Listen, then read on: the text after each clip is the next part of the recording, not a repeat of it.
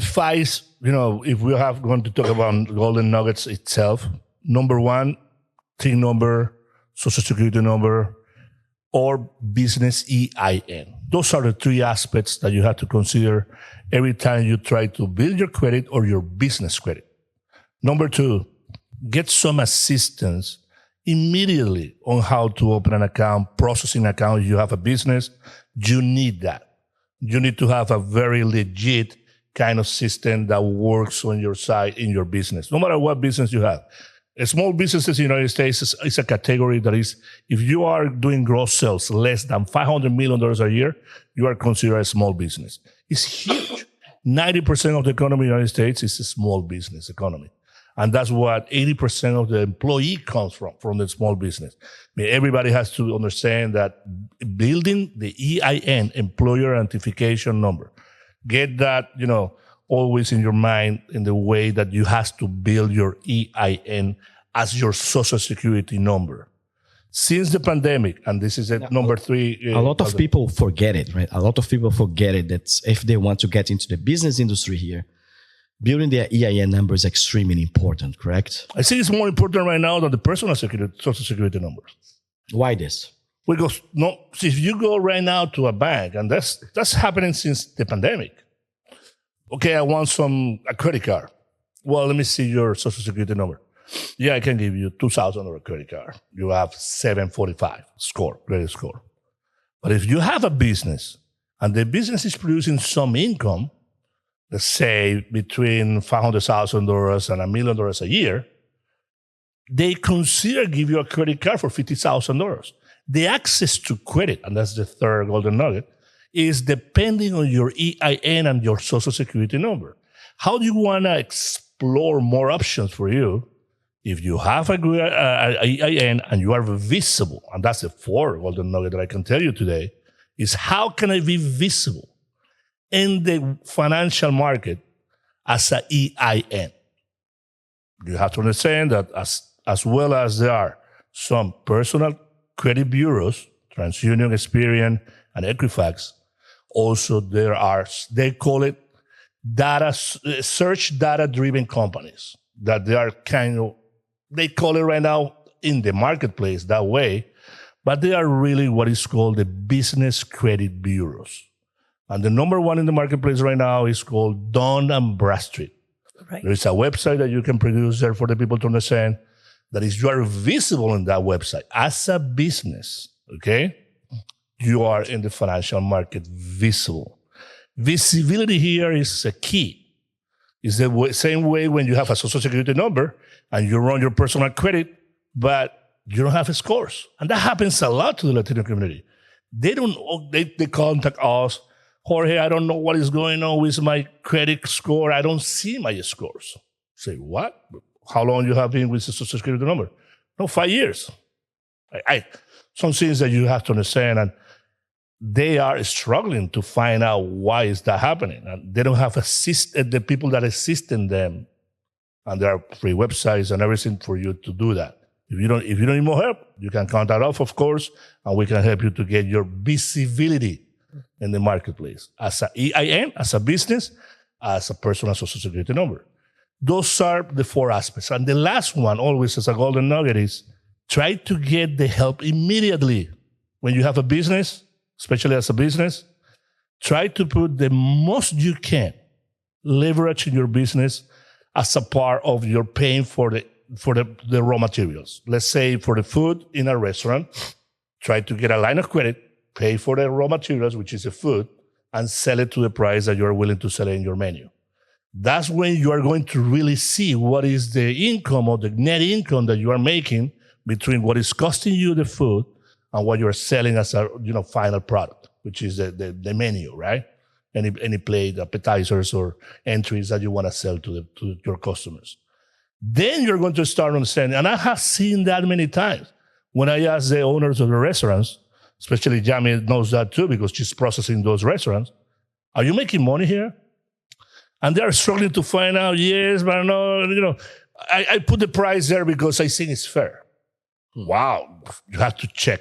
You have to understand some financials, basic financials, to know that the cost is higher than the price that you are selling to the public. Because it's not only the food, it's the rent, it's the power, it's the phone system, it's everything, it's the employees. Everything that you have here is a cost. And you have direct costs, indirect costs, and how you produce that. And when they start seeing, when it makes sense, now they say, okay, let me try to get a line of credit, pay for the food, and now I know how much I have to make and sell the product. And that's when I start seeing, especially for Loro and Miami, these two counties, Miami-Dade and Broward, that the Latino community are starting to understand how the game is played. I cannot lose money. I want to make money. I want to go to a quality product, which is amazing. You start seeing new restaurants here in the area, especially Latino restaurants, which have very high quality products, which is a food that you don't find in other places. And that competition is what is going to create new leaders in the marketplace. So basically, be using the financial system is one way for you to get the credit score approved, right? So use it. Like start with a credit card. Start to Let's put it this way. This is a business for you that you just started, right? The podcast. 2 programs, right? Yeah. You want to be in 2 years with full day, right? Yes. Beautiful. What about if we use a system that it will satisfy you financially and it's going to grow the business and your numbers are going to skyrocket? Not only because the podcast has been viewed by more people, it's because the quality that you are bringing to the table are going to bring more announcers, more sponsors, and at the end of the day, you are using the money that is not from your pocket, it's from the system. And you are going to make more money. And that's how Walmart was created. The big companies in the United States were created the same way. That's the capitalism. And we have to understand that. When we understand that, everybody is going to start making money the right way. If you don't do it, it's because something is not going, let's put it this way. Something is going wrong inside, not outside the system. Tell me if it's a myth or if it's a fact. Leasing a car will improve your credit score. Yes. That's not a fact. It's real. It's real. It's real. And today, financing a car as well, right? Both ways. Both ways. Well, You get a credit score. Because you cannot convince a person that in his mindset, okay, and that's something that maybe the healer can say about the mindset, when they said, oh, no, I want to own. The Latino community always says, I want to own a house. I want to own a car. I don't want anything, 100% financing. I want to feel that it's part of my nature, my DNA, right? Yeah.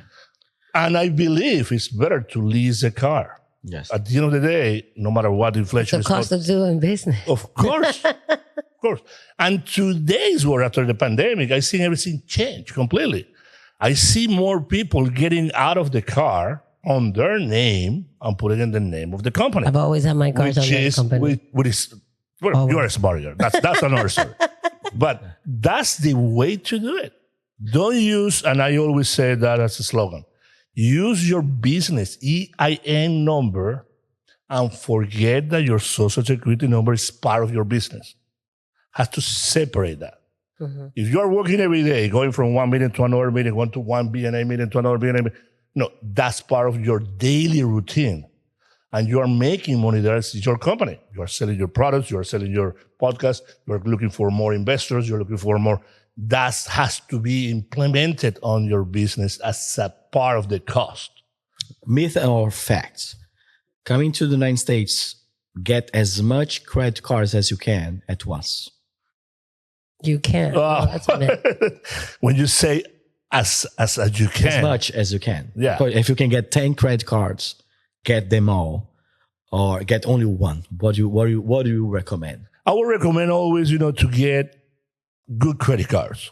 Okay. Not all of the credit cards. When you start applying and people understand, especially the credit score change, the credit score system is depending on inquiries. If you have one inquiry is between 4 and 8 points that goes to the system, right? And it's an algorithm. You have to understand, and we have to tell the people that there is no one behind the scenes in the credit bureaus that is calculating your credit score. Because sometimes when they say, no, I know that if I pay my credit card today, $2,000 or $500, tomorrow, those guys up there in Washington are going to change my credit score. I said, who told you that? No. There's no one there. They don't care about your credit score. It's a system. It's an algorithm. It's a mathematical algorithm. How works that? Well, it's simple. If you have everything paid on time, if you don't have too many inquiries, the system tells you 2 inquiries a year are enough.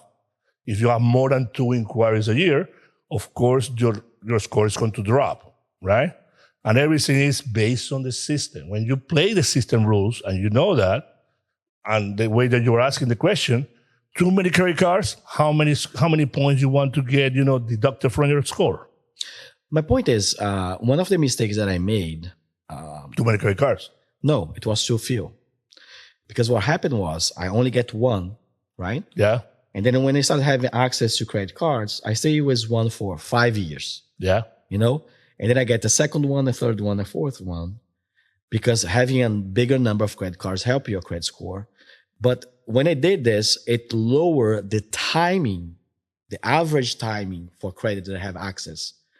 So when I get... But look at the mistake that you make, right? Because that's important for the audience to understand that. What was your income when you apply for a credit card? They ask you, what is your annual income? That's the first question. That's part of the algorithm, right? Yes. But for the audience to understand, if you put there 120,000, 20% is only the maximum amount that you can access to credit personally. Okay. But the second question is, do you pay a rent or you have a mortgage? Right. That is deducted from there. It's automatically. The application is already a trick for the people who are going to get a credit card. And that's what I get the questions all the time. Why I get a credit card for just $500? How was your annual income? How was your cost of living?